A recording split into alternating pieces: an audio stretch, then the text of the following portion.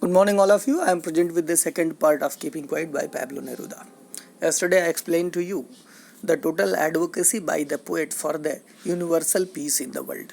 People in the world are totally busy in material achievements. They have daily targets, they have new targets, and as many achievements they have been getting, as many targets they have been setting.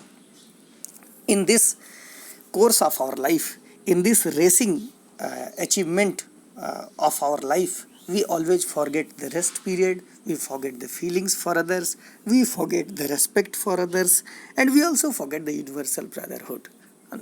Neruda tells us here that if the people of the world are united for a few seconds only, many things can happen.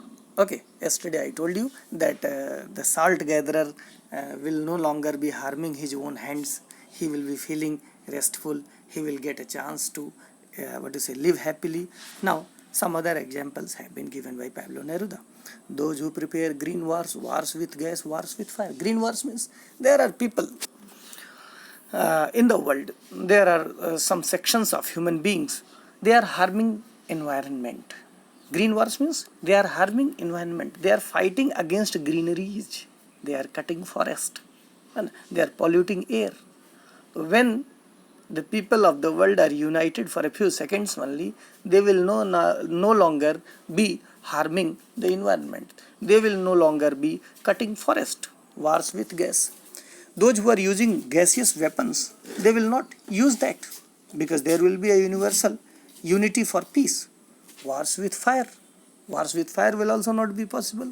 Victory with no survivors. Result of war is that people do not survive. And, either of the army gets killed.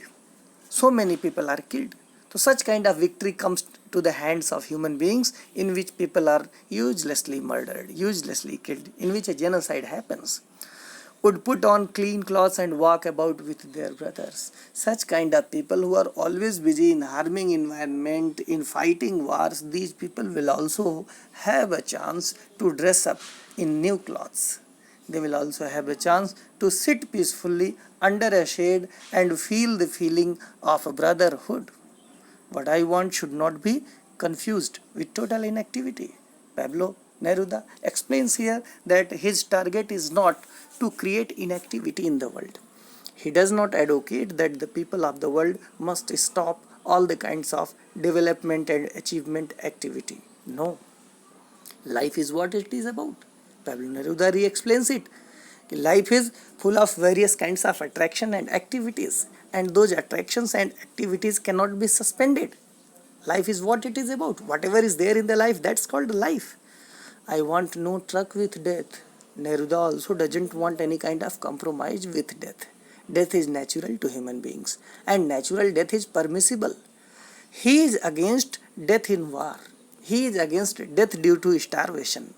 He is against death due to violence. He is against death due to pandemic and other things. Because natural things may happen, but unnatural things are caused by mostly human beings. If we were not so single-minded about keeping our lives moving and for once could do nothing, perhaps a huge silence might interrupt this sadness of never understanding ourselves and of threatening ourselves with death. If we were not so single-minded. Neruda tells us here that the people of the world are united in one field, and that field is the field of development and daily activity and the race of our life. Human beings have the same kind of definition. All of us have the same kind of attitude that there should be regular course in the field of development. There should be a new target. One after another target should be set in our life. So Neruda is against such kind of setting of targets. He is against such kind of achievement target of human beings. And because of these things only, we are always afraid of death. Perhaps the earth can teach us when everything seems dead and later proves to be alive. Pablo Neruda gives us an example that the earth is the best example for understanding our life. Human beings think if they continuously keep on moving, if they dynamically keep on working, then they can become something special. But no, you can see the earth does not have any kind of dynamic life. It does not cry, it does not shout, it does not fight, it does not move here and there. It has a movement, but we can't see that movement too. Still, this earth is very much fruitful, resourceful, and productive for us. We gain all the things for our life right from earth only. So we should become like earth. Now I will count up to 12 and you keep quiet and I will go. Finally, Pablo Neruda,